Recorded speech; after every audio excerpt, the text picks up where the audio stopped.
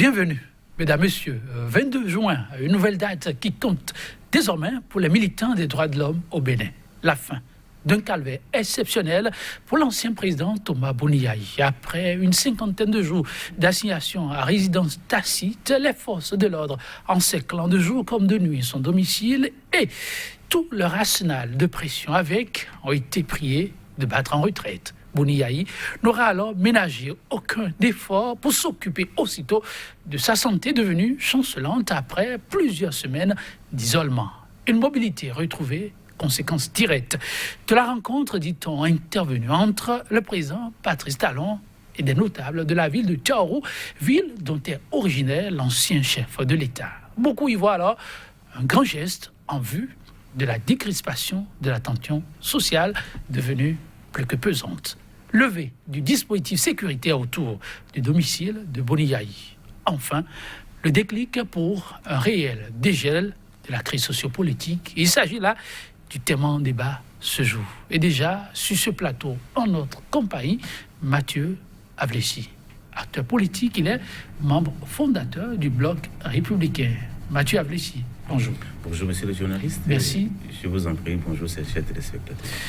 En face de vous, pour ce débat-ci, et là non, Raoufi Badirou, très à l'écoute, regardant et exigeant par rapport aux données touchant au développement du continent africain. Il espère en gouvernance. Ancien fonctionnaire du PNUD, d'une fois encore, il a accepté d'en consacrer son précieux temps de repos, car il est d'un âge certain. Oui, Raoufi Badirou, bonjour. Bonjour, monsieur Etondi. Bonjour, les téléspectateurs de Sika TV. Et merci d'être en notre compagnie ce matin. Que d'appels incessants pour que Boniaï soit à nouveau un homme, peut-on dire, libre de tout mouvement, à même de recevoir qui il veut, d'aller où il veut. Rester cloîtré chez lui pendant plus d'une cinquantaine de jours, l'homme, finalement, peut s'envoler tel un oiseau. Et ceci, suite à cette rencontre entre Patrice Talon et une délégation de Tchaourou, localité dont l'homme est également issu. Officiellement, ce fut une rencontre très fructueuse, dit-on, et qui aura porté les fruits que beaucoup attendaient. Mathieu Avlessi. Merci, monsieur le journaliste. Je crois que cette rencontre, et puis avant celle-là, la rencontre avec le clergé, et tout ça tenait dans la logique de la main tendue du chef de l'État, qui n'était pas fondamentalement dans une posture de répression comme les gens pouvaient l'entendre, ou bien les gens se permettent de dire. Et c'est encore une fois, par rapport à cet événement, c'est encore une fois la preuve que nous sommes capables au Bénin de transcender nos différends. Nous sommes capables entre nous de nous entendre et résoudre nos différends sans l'intervention, des interventions de tierces personnes. C'est aussi la preuve que oui, nous avons des structures sociales que nous respectons. Le président en a fait la preuve, nous en faisons tous la preuve dans nos familles respectives. Le clergé a parlé, a fait la démarche, les notables ont fait la démarche, les sages de Tchaourou et de Saveur ont fait la démarche pour qu'en bout de ligne, nous ayons ce résultat-là que nous avons.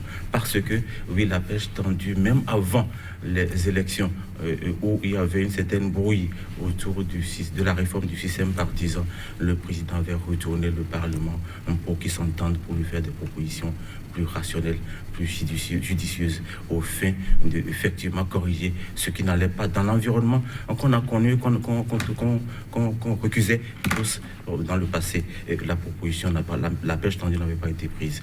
On a avancé, on a fait les élections, il y a eu des remous, la même perche pendant qu'après les premiers et deux, les événements du premier et deux, le président, dans son discours, dans son message à la nation, a encore tendu la perche pour dire attention, on pourrait toujours voir qu'est-ce qu'on va faire. La perche tendue n'avait pas été prise. Donc il a fallu que ces structures sociales se mettent dans la danse pour dire attention, les personnes qui sont en train de se nettoyer les vis-à-vis, qui sont en train de se nettoyer, de se noyer, ne comprennent pas que la pêche tendue pouvait leur être salvateur. Alors la pêche pouvait leur être salvatrice, et donc ils ont aidé à prendre la pêche tendue par le président. Aujourd'hui, je crois que situation à sauver, la crise est réglée dans une grande mesure et c'est tant mieux pour la démocratie béninoise. Tant mieux pour la démocratie béninoise. Ce mot est venu plus d'une fois. L'expression en question, oui, Raoufi Badiro, à quand la fin de cette épreuve de Boniaï, se demandait plus d'un, c'est finalement arrivé. Je ne dirais pas la même chose que M. Ablessi. Nous sommes tous dans le pays. Nous avons vécu tous les événements avant et après les élections. Avant les élections, que de supplications pour que les élections soient inclusives, pour qu'il n'y ait pas de brouille. Aucune main tendue n'a accepté toutes ces supplications. Y compris le clergé avait demandé que les élections soient inclusives, ce qu'on n'a pas fait. On a fait un simulacre d'intervention à l'Assemblée nationale, ce qui n'a pas abouti, par le fait de la mouvance présidentielle. Nous sommes allés aux élections, ce qui a entraîné des brouilles. Ensuite, sans coup férir, ils ont pensé que peut-être l'ex-président était l'auteur, ils l'ont encerclé, sans une raison réelle, sans une raison apparente. Ils n'ont rien avancé comme argument, ils ont seulement encerclé sa maison, l'empêchant de jouir de sa liberté de citoyen.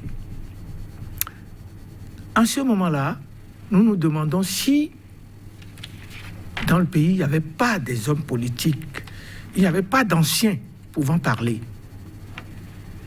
alors que la santé de celui-là allait décrescendo. Même ses proches parents ne pouvaient pas lui rendre visite, son docteur non plus. Il a fallu qu'il y ait beaucoup d'événements pour que ceci se fasse rapidement. Ils ont dit qu'ils ont rencontré les sages de Chaourou. Ils auraient pu les rencontrer avant. Il semblerait aussi qu'ils ont rencontré le président nigérian Buhari. C'est affirmatif. Alors, tout cela a concouru à la levée du bouclier devant la maison de l'ex-président. On dirait même qu'on leur a forcé la main, parce que ça a été très vite. Vous savez, les événements de Chaourou devraient nous édifier. Même les militaires devraient en tirer leçon. Le président Kérékou, en son temps, a dit « Je suis le président, vous m'avez élu. S'il m'arrive de vouloir devenir diable et que je vous donne des ordres qui ne vaillent pas la sauvegarde de la liberté et du peuple, refusez d'exécuter. » Il y a encore des documents là-dessus. Il y a encore des audios ou des vidéos dans lesquels Kérékou a parlé ainsi. Donc, les événements de Tchao, de Savé, doivent édifier même les militaires, en sachant que on n'exécutera plus désormais n'importe quel ordre qui n'aille pas dans la sauvegarde de la liberté de la population. En tout cas, nous sommes tous heureux que le président Yahya Boni soit libre de ses mouvements, mais qu'on ne nous dise pas qu'il y a une main tendue. C'est pas, et vous voyez, c'est pas la tricherie. Il ne faut pas faire économie de vérité. Lorsque vous tendez la main, vous écoutez, vous voyez tout ce que le clergé a dit. Le clergé même a été taxé de faire la politique de l'opposition. Est-ce normal? Ça, c'est un citoyen qui l'ont dit. Est-ce que c'est normal qu'il veuille dire que le clergé va du côté de l'opposition? C'est-à-dire, il ne faut pas mener des raisonnements qui puissent les embarrasser un peu. C'est fini. On vous charge. Vous voyez, nous sommes dans la démocratie et ça nous a honorés par le monde. Et la démocratie suppose quoi? La liberté d'expression, la bonne gouvernance. Et voyez, tant qu'il n'y a pas de contradicteurs et que vous n'acceptez pas les contradicteurs, on dit c'est de la discussion que j'ai eu la lumière. Forcément.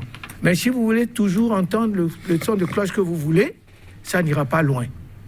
Nous sommes là aujourd'hui. Les conséquences de tous les actes posés sont là.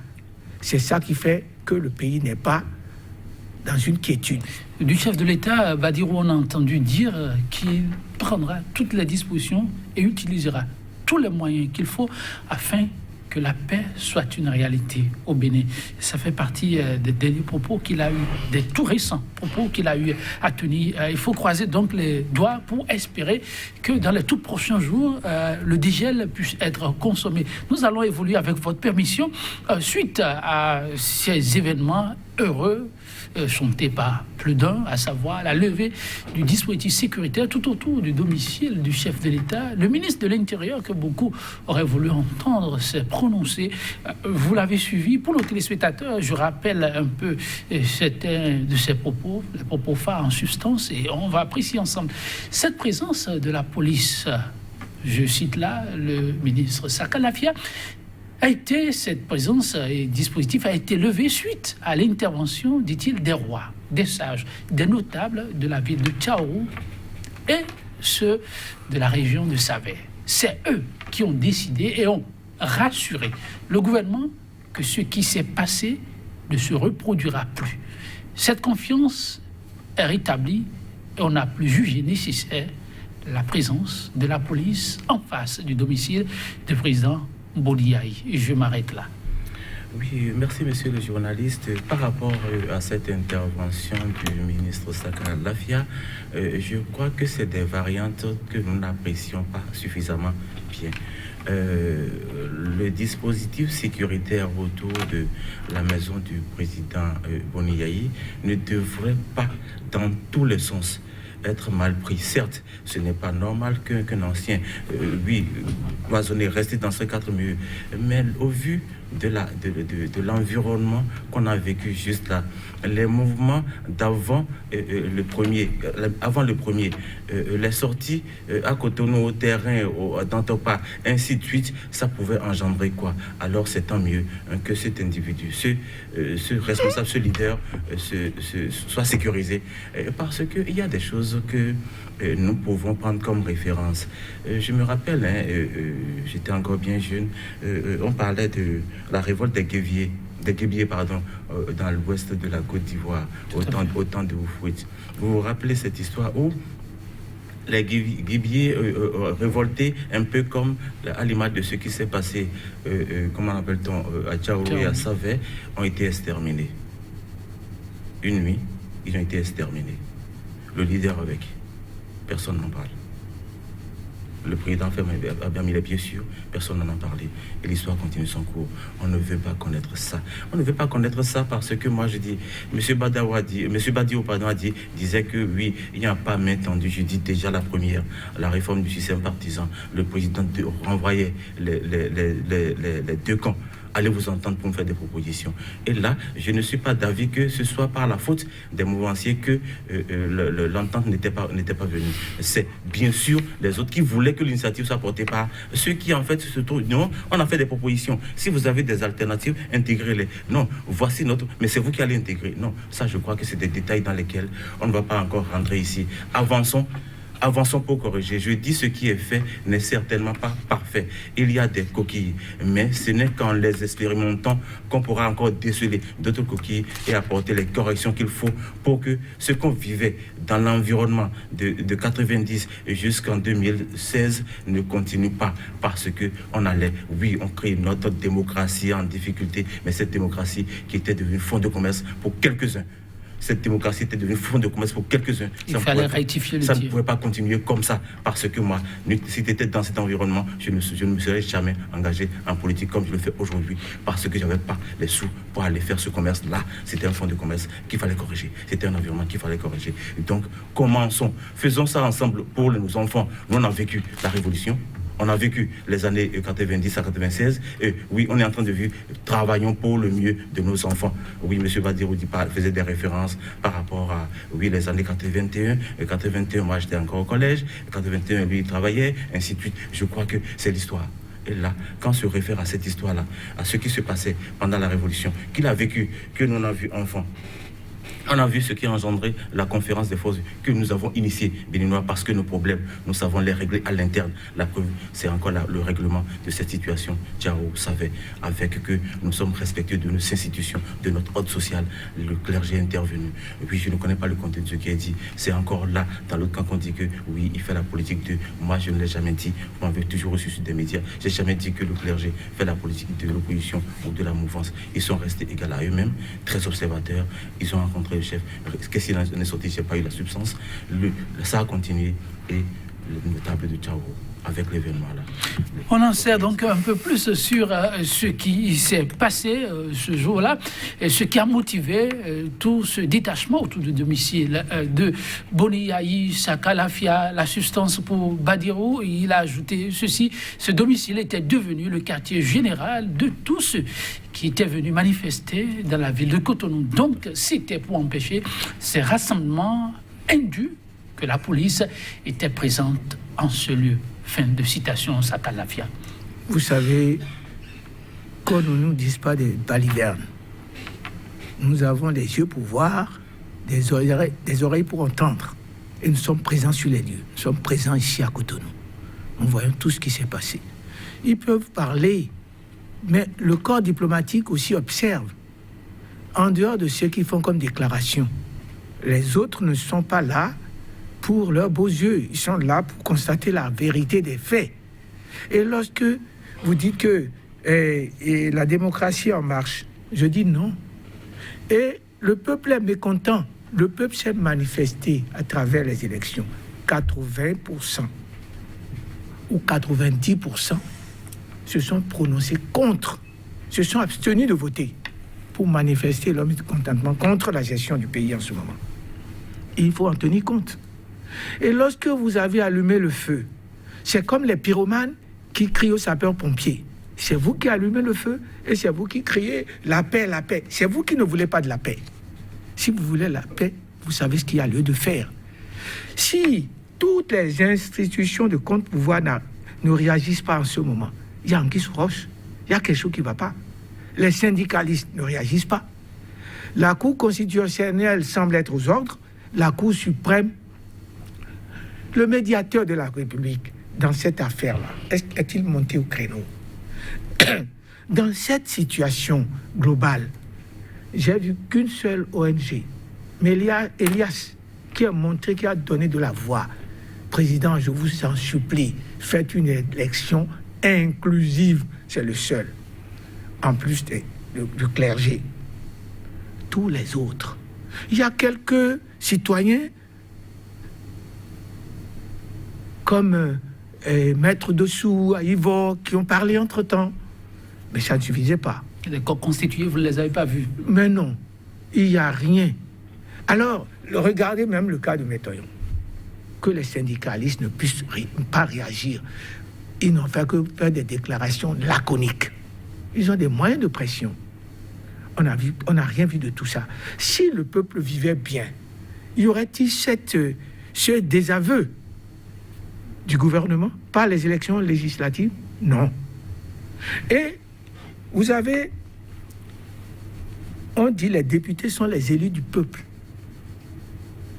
Le peuple n'a pas élu ceux qui sont là aujourd'hui. Parce que si vous voyez le pourcentage, c'est une élection à reprendre pour qu'il y ait un parlement avec des députés élus. Pourquoi, Badirou, vous poussez le dossier actuel si loin? Boni Yayi, on a vu un peu où ça a poussé, sa situation a poussé la tension sociale. Les événements de Tchaorou sont là, les événements de Kadiaou. Aujourd'hui, Boni Yayi peut vaquer normalement à toutes sortes d'occupations. Et officiellement, il est parti déjà pour ses soins. Vous attrapez, vous parlez de l'effet et les causes. Donc la situation, il n'y a pas de cause sans effet. La cause, qu'est-ce qui a créé la situation actuelle? D'où sommes-nous partis pour en arriver là? Il ne faut pas voir, vous savez, nous avons un pays de citoyens très, très intelligents. les Béninois ne sont pas bêtes, ils ne sont pas des cons. Non. Le Béninois, il est peut-être heureux.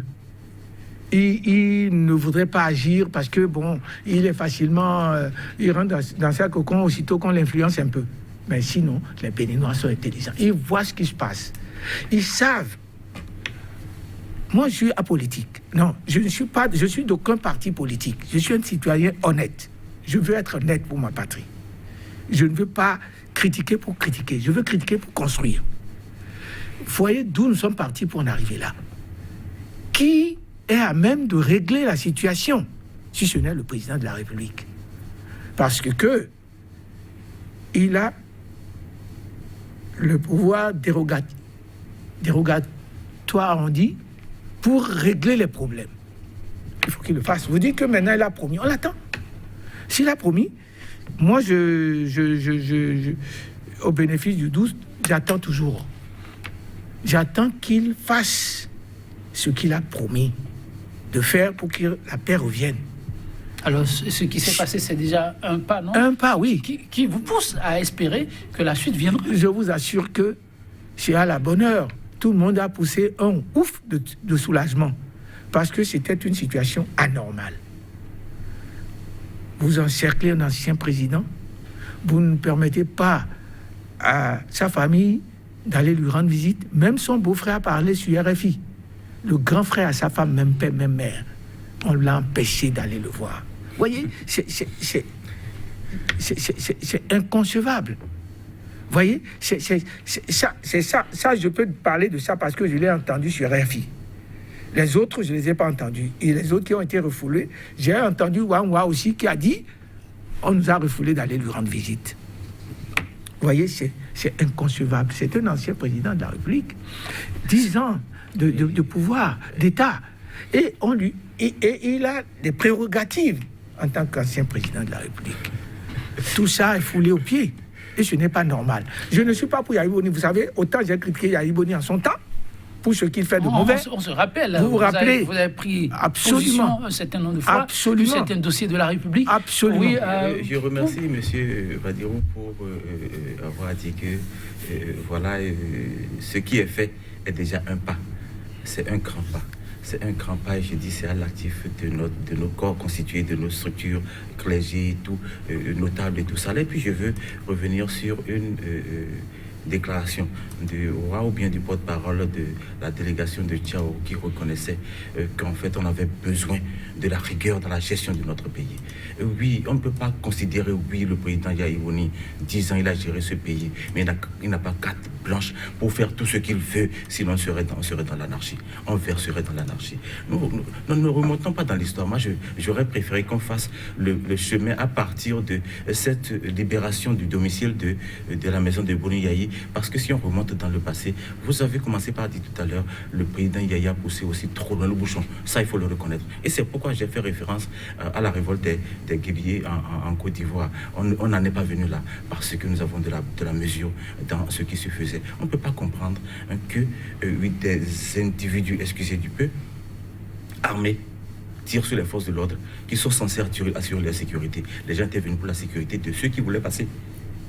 C'est pour libérer la voie. La voie à tous. Ce débat, on reviendra là-dessus. On retourne à ça, ce n'est pas bien. Dans cette crise-là, on a beaucoup cité ce qu'on peut aujourd'hui appeler un début de dégel. Oui. On a beaucoup cité ces sages venus de Tchaorou et Savé. Donc, on pense qu'il faut voir au-delà. Il faut voir un peu la partition des chefs d'État au niveau de la sous-région. C'est quoi votre regard ? Globalement, je pense que on ne peut pas les exclure, et particulièrement pas exclure les échanges entre le doyen Buhari, qui déjà en 81-82, je me rappelle, avait géré le Nigeria, s'est retiré et allait servir son peuple en tant que militaire, et allait à la retraite, revient maintenant pour gérer le pays. Je crois qu'il a de l'expertise, il a dû lui parler. Je ne suis pas à la rencontre pour vraiment tirer les conclusions. Toutefois, je pense que le général Buhari, dans sa posture, c'est un gars très taciturne, il parle pas peu, il parle très peu, mais il est très je ne sais pas, efficace pragmatique. Très efficace dans sa logique et dans sa pratique de ce qu'il pense. Et donc, je crois qu'il a dû certainement tirer l'attention du président Talon sur certaines variantes pour que la démarche entreprise par les notables, les sages, les têtes couronnées soit donc pris à cœur ouvert. Et je dis, ça répond toujours de la logique de la main tendue du chef depuis la réforme du système partisan, où j'ai toujours dit, il sait qu'il n'est pas Dieu, il sait que tout ce qu'il pense n'est pas parfait. Il veut du bien, il veut du mieux pour le pays, mais il peut avoir des biais. Il faut des gens pour l'aider à corriger. Donc, il fallait que les gens tiennent la perche tendue pour l'aider à corriger. Il faut des gens pour sortir de situation, oui, Badirou. Donc, on pense que la contribution de la sous-région aura été aussi pour beaucoup. Oui, depuis avant les élections, la sous-région s'est manifestée. On a vu des délégations de la CEDEAO, même des Nations Unies, pour plaider à la faveur d'une élection inclusive. On n'a pas accepté. On a vu une délégation nigériane arriver. Je ne pense pas qu'on soit allé dans le sens de l'apaisement jusqu'à ce qu'on fasse les élections exclusives. Vous voyez, si tout allait bien, toutes ces délégations ne viendraient pas avant les élections. Si tout se passait bien, c'est pour que ça se passe bien qu'ils sont venus. Et ça n'a pas marché. Jusqu'à ce qu'il y ait toutes les manifestations que nous avons vues ces derniers temps. Toutes les révoltes que nous avons vues ces derniers temps. Et au vu de cela, toutes les délégations sont revenues. Il y a une délégation de Alassane Ouattara qui est arrivée aussi. Vous savez, si tout allait bien, il n'y aurait pas toutes ces délégations-là pour plaider en la faveur de l'apaisement dans le pays. Si tout ceci avait été pris en compte, on n'aurait pas eu les événements de Tchaourou et de Sabé. Si les militaires aussi lourdement armés étaient partis pour dégager la voie, il n'y aurait pas eu d'incident. C'est parce qu'ils voulaient attraper des gens soi-disant fauteurs de troubles du 1 au 2 mai. Et à cela, les gens se sont opposés. Vous n'attrapez personne ici. C'est ça qui a dégénéré la chose. Vous voyez, si c'est pour protéger le peuple, a-t-on besoin de tant d'armement? Vous savez, pour protéger le peuple, la police seule suffit, puisqu'on n'a que la police républicaine maintenant, sinon je dirais la police et la gendarmerie suffisaient. Pourquoi les militaires? Vous savez, on ne trompe personne. Et lorsque vous biaisez, la vérité est têtue, hein? On pense que c'est faire de la politique que de mentir tout le temps. Non, non, ce n'est pas faire de la politique. On peut faire de la politique pour être honnête. On a vu un président américain, comment il s'appelle déjà, qui a été très honnête et qui dit que tout un politique riche est un escroc. C'est un président, j'ai oublié son nom. Je l'ai toujours en mémoire. Vous voyez, il y a des gens honnêtes en politique. Et dans les pays de grande démocratie, le président n'est pas toujours... Il ne peut pas faire ce qu'il veut comme il veut. Il y a des freins. Mais généralement, en Afrique, on a vu que les présidents se transforment pratiquement dans leur tête en roi et qu'ils peuvent faire ce qu'ils veulent, sans rendre compte. Et c'est ça qui est mauvais en Afrique. Pas qu'au Bénin, en Afrique. Je parle de l'Afrique. Les présidents africains, ils outrepassent leurs droits. Il faut pouvoir les mettre dans des cadres qui permettent de les encadrer pour qu'ils ne dérapent pas, généralement. Parce que là où ils doivent mettre le frein, ils se laissent aller à leur désidérata. Et c'est ce qui emmène les troubles dans nos pays et qui font que la paix n'est jamais... En tout cas, nul n'est au-dessus de la loi. Et ça, c'est dit aussi bien par les acteurs politiques de la mouvance que de l'opposition. Désormais, on fait comment afin que, unanimement, on puisse reconnaître que ce qui se joue, c'est toujours au regard des tests qu'on s'est librement donné. Badirou et Mathieu Avlessi, avec votre permission, nous allons pouvoir écouter un acteur qu'on ne saurait oublier quand on parle d'un sujet comme celui-ci. Un autre chef d'État, encore en vie, toujours très actif. En dépit de son âge, il a non dit fort Dieu donné Soglo. Plus d'une fois, il a pris le devant par rapport à cette crise sociopolitique. À l'annonce de la levée du dispositif sécuritaire, l'homme a une fois encore donner de la voix. Nous allons vous inviter plutôt à suivre la substance de son intervention. Ensuite, on va apprécier ensemble la régie. C'est donc d'abord devant notre vaillant peuple que je m'incline. C'est à lui que nous devons la fin de l'humiliant traitement infligé au président Thomas Boni Yayi pendant près d'une cinquantaine de jours. Et c'est avec joie que nous avons appris la levée, enfin, du blocus dont son domicile était l'objet, et la possibilité pour lui d'aller et de venir comme un homme libre, et surtout de se soigner. Votre lutte n'a donc pas été vaine, même si nous n'en sommes encore qu'à la première étape de la restauration de notre démocratie, et cela passe nécessairement par le départ du Parlement du sang et la reprise des élections législatives. Reprise incluant, comme dans toute démocratie, tous les partis ou groupes de partis politiques désireux d'y participer. Le retour de l'armée dans les casernes devient alors un impératif catégorique et un préalable à tout dialogue et à toute recherche d'un consensus national. Restons donc vigilants et mobilisés pour le retour de la paix et de la démocratie au Bénin. Restez vigilants et mobilisés pour le retour de la paix et de la démocratie au Bénin. Des phrases fortes qui ont conclu son entretien. Oui, c'est très bien. Moi, je crois que nous avons toujours à apprendre de nos anciens chefs d'État. On croit que, je crois l'avoir dit à plusieurs occasions, une partie de l'intervention du président Soglo, je m'approprie cette partie, le début où on salue le peuple. Oui, c'est bon, le peuple. Nous sommes tous redevables au peuple. C'est le peuple qui l'avait fait président. C'est le peuple qui lui avait retiré le pouvoir et qui a fait de lui un ancien président et que le peuple gère aujourd'hui. Ses rémunérations d'ancien président, c'est le peuple qui gère. Il a de raison donc de s'incliner devant le peuple là. Et par rapport à donc son intervention sur la reprise des élections, je crois notre constitution n'a jamais prévu un seuil de participation pour la validation d'une élection. Et de ce point de vue, nous n'avons pas de raison de tourner le couteau dans la plaie. Et je crois que nous devrions chercher à avancer à partir de ce moment-là. Oui, le chef de l'État, Boni Yayi, le bouclier est élevé, on appelle bouclier, il est libre de ses mouvements, c'est tant mieux. Mais lui aussi devrait se dire, il n'a pas carte blanche pour tout faire dans le pays. Il a ses prérogatives que le peuple lui donne. Il a des limites. Et donc, il faudrait qu'il respecte ces limites-là.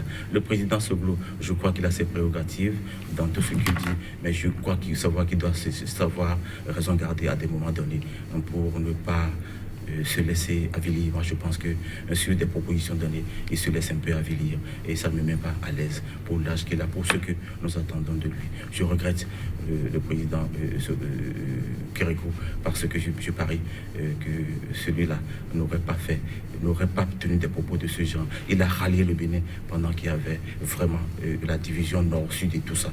Kérékou a pris la hauteur et nous a mis ensemble. Aujourd'hui, on ne peut pas nous amener dans un contexte de l'événement Tchaourou pour qu'on trouve que le peuple, il faut saluer le peuple. Oui, le peuple va rester vigilant, mais pas dans le contexte que le président Soglo est en train de vouloir évoquer dans ces termes-là. Je ne suis pas avec ça. Satisfait ici, mais aussi un peu de déception, mesdames, messieurs. C'est un peu comme ça, on peut souligner l'intervention de M. Avlissi par rapport à ce pan de l'intervention de l'ancien président Nicéphore Soglo. Oui, la réaction de Raofi Badirou.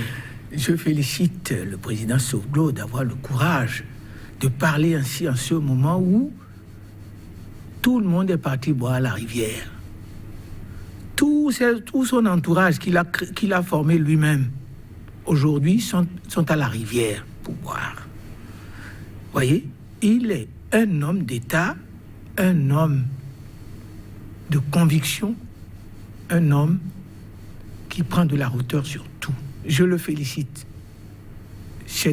Ici, on avait des gens comme lui, beaucoup comme lui, parmi les anciens on n'en serait pas là. Alors, votre vis-à-vis reconnaît, oui, qu'il faut saluer le peuple, mais dans un contexte comme celui-là, pourquoi saluer le peuple de Tchao?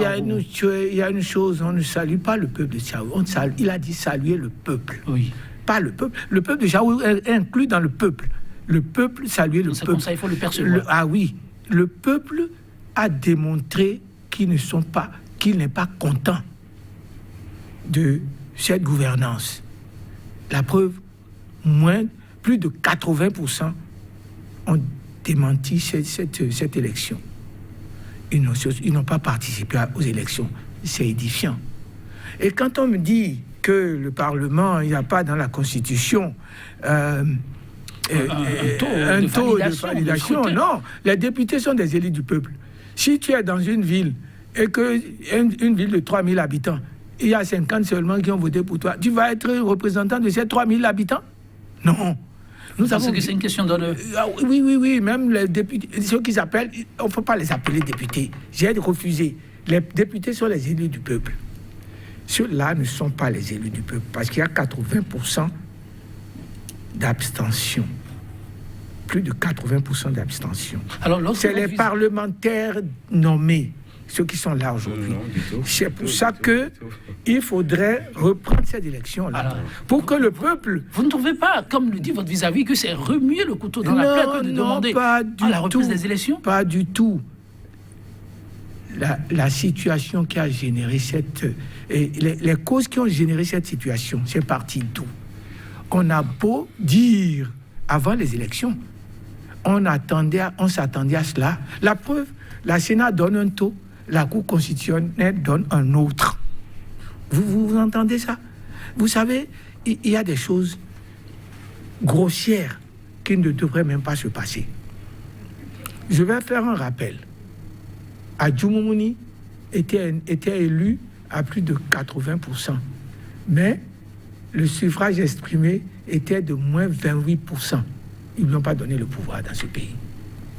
Vous comprenez? C'est vrai que c'est l'histoire du Bénin aussi. On ne dirait pas assez que le peuple est souverain. C'est le peuple qui désigne. Vous savez, c'est le drame des intellectuels. C'est comme les avocats. Ils apprécient la situation selon leurs intérêts. Et les avocats, vous savez, même si vous êtes un assassin, si vous les payez bien, ils vont vous défendre. Et c'est ce que les intellectuels font de mauvais. Dans ce pays, je connais d'imminents intellectuels, mais qui aujourd'hui sont dans du faux. Ils raisonnent faussement et savent, parce qu'ils ont une conscience. Quand on a une conscience, on ne défend pas aveuglément du faux. Nous devons savoir que actuellement, tout ça ne va pas bien dans ce pays. Rien qu'à voir le taux d'abstention aux élections. Si tout allait bien, il n'y aurait pas ça. Il ne faut pas se voiler la face. Soignons, voyez, ce qui a retardé l'Afrique de sortir de sa torpeur, c'est les intellectuels. Grégoire a bien choisi de dire les intellectuels tarés. C'est vrai. Donc si on a un conseil à donner à Patrice Talon aujourd'hui, c'est de lui demander de reprendre les élections. Absolument. Moi, je suis d'avis, je dis, si j'étais à côté de Talon, je préfère lui dire la vérité qui me chasse que de lui dire des mensonges. Et le gain sera quoi? Comment? Le gain de la reprise de ce scrutin sera quoi? C'est de valoriser notre démocratie. La démocratie, c'est qu'on s'exprime librement, sans contrainte. Et ça, si ce n'est pas fait, on n'est pas sorti encore de l'ornière. Et rassurez-vous que ça ne peut que se faire. Mathieu Avlissi. Un instant, je vais finir. Oui, allez-y. Le peuple béninois est un peuple extraordinaire. On va se retrouver dans des difficultés. Lorsque nous avons fait la révolution, on a tous paniqué jusqu'à aller à la conférence nationale. On s'est retrouvés, on est parti sur de bons pieds. Aujourd'hui, voilà encore une autre situation qui se crée. On va se retrouver encore. Attendez un peu, vous allez voir. Oui, Mathieu Avlissi. Reprise des élections, je martèle pour dire qu'il n'y a pas de raison qu'on nous parle de reprise de ces élections-là.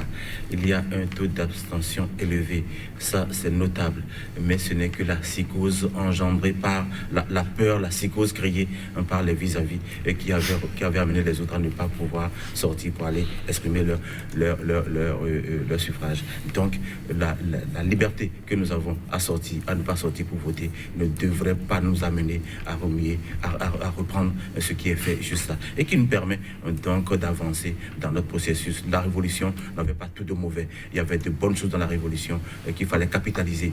Et donc la variante démocratique des 90, tout n'est pas mauvais. Oui, on a observé le volet clientélisme et fonds commercial que la politique était devenue, qu'on veut corriger.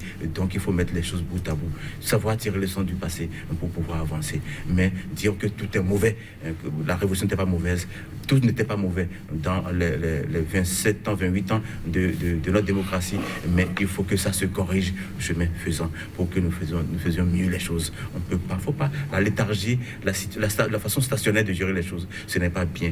Et puis soyons responsables de nos actes. Et je crois, le président l'a dit, qu'il rêve de créer une démocratie où chacun est libre de ses opinions, mais responsable de ses actes. Que chacun soit responsable de ses actes. Et de sorte que, en bout de ligne, moi, je n'aurais pas souhaité que les choses se passent comme ça et qu'on tire un coup de siphon sûr, sinon on reviendra à la case départ.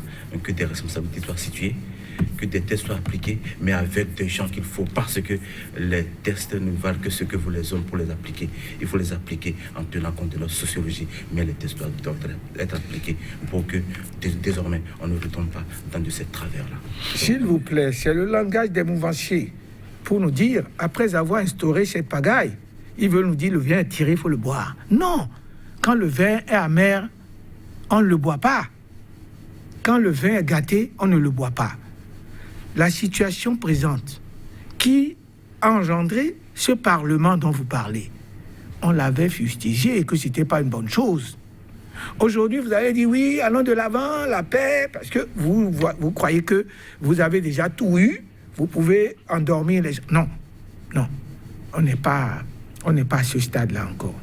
La démocratie, nous allons la défendre jusqu'au bout. En tout cas, dialogue il y aura dans les tout prochains jours. Quand on attend toujours l'agenda chez téléspectateurs pour pouvoir apprécier ensemble.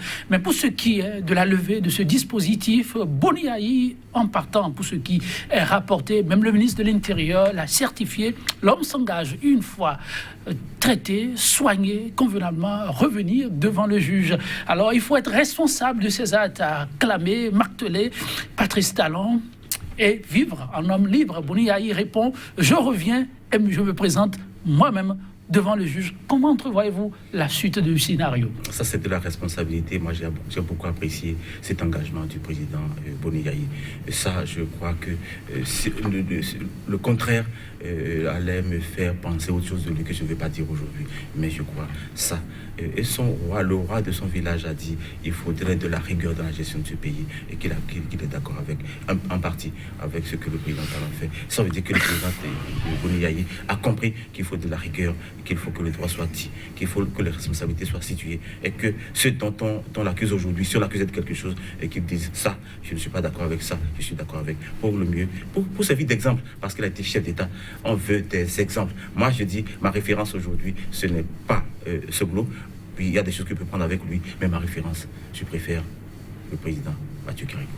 Oui, je vais vous dire une chose.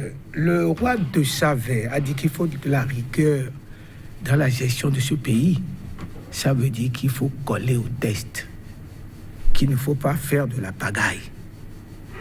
Ce qui était autour du domicile de Yayi Boni était de la pagaille. Rien ne pouvait engendrer ce genre de situation. Il n'y a pas de rigueur. S'il y avait de rigueur, donc on peut encercler ma maison pendant 2 mois sans que j'ai rien fait. Ou du moins qu'on m'ait rien reproché. Est-ce que c'est normal? La rigueur dans la gestion du pays, ça veut dire appliquons les textes avec rigueur et ne pas biaiser les textes. C'est tout ce que ça veut dire. Vous voyez, si on gérait le pays avec rigueur, vous croyez que les comptes pouvoirs n'allaient pas fonctionner normalement? Est-ce que les comptes pouvoirs fonctionnent normalement aujourd'hui? Regardons bien. C'est ce que veut dire le roi. Il ne faut pas prendre ça à la légère. gérons le pays avec rigueur. Donc, appliquons les tests normalement. Ne faisons pas de la fausseté. Vous savez... Le temps est complètement parti. Je vais vous demander rapidement, quel autre acte espérez-vous pour pousser le bouchon de la décrispation sociale encore de l'avant? Pour conclure. Oui, puisque le président a promis, nous attendons qu'il nous surprenne agréablement en disant « vous reprenez les élections législatives ». Et la paix reviendra. C'est votre plus grande attente. Absolument. Tu as apprécié votre plus grande attente? Que la démarche des notables soit acceptée par les opposants pour que la paix revienne dans notre pays. Merci à vous, Mathieu Avlessi. Merci également à vous, Badirou. Chers téléspectateurs, merci aussi pour la complicité. Ne vous en faites pas. C'est toujours en étude. Votre doléance pour qu'on rallonge la durée de l'émission 100% Bénin. Mais pour aujourd'hui, on va s'en arrêter encore là. Et ce sera sur cette citation de l'ancien chef d'État français, Charles de Gaulle, avant de prendre définitivement donc congé de vous. Je le cite, « Ce qu'il faut surtout pour la paix, dit-il, c'est la compréhension des peuples. Les régimes, nous savons, dit-il, ce que c'est. Ce sont des choses qui passent. Mais les peuples, eux, ne passent jamais et restent. Prenez soin de vous et à demain pour notre thème sur votre émission 100% Bénin. Au revoir.